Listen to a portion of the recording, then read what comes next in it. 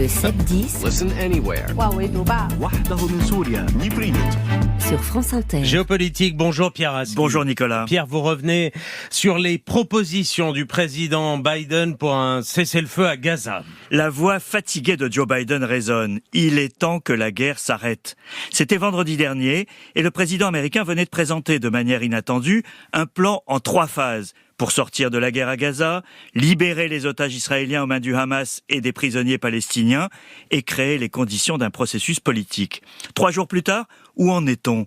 Difficile à dire en fait. Israël et le Hamas ont répondu oui du bout des lèvres, mais on n'est pas vraiment sûr qu'ils approuvent la même chose.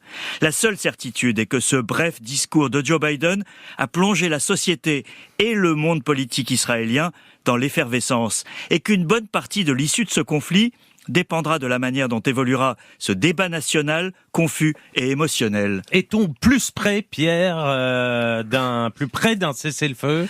Dans le plan présenté par Joe Biden, un cessez-le-feu provisoire de 6 semaines constitue la première phase, en effet, avec un échange otages contre prisonniers et une aide humanitaire à Gaza.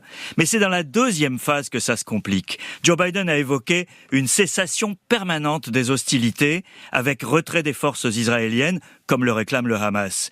Mais du côté de Benyamin Netanyahou, on ne l'entend pas ainsi. Les services du Premier ministre ont fait savoir qu'il n'était pas question de cessation permanente tant que l'objectif de destruction du Hamas ne serait pas atteint. Première grosse contradiction. Mais cette perspective a suffi à diviser les Israéliens. Samedi soir, des dizaines de milliers de personnes ont manifesté pour que la priorité soit donnée à la libération des otages. Mais les ministres d'extrême droite du gouvernement ont promis de faire tomber Netanyahou s'il donnait son accord. L'équilibrisme du Premier ministre est à son comble. Et cela permettra-t-il alors d'aboutir à un cessez-le-feu ? Alors ce n'est pas la première fois, Nicolas, qu'il y a un espoir de cessez-le-feu, mais à l'exception d'une dizaine de jours en novembre, ils ont toujours été déçus, faute d'accord global. L'effervescence politique interne en Israël est peut-être aujourd'hui le principal signe que la demande d'arrêt de cette guerre gagne du terrain.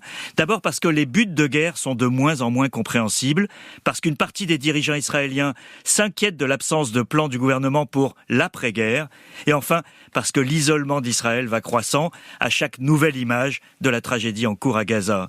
Le problème est que les principaux acteurs locaux, le Hamas et la coalition de Netanyahou, chacun avec sa logique, peuvent avoir un intérêt à prolonger le conflit.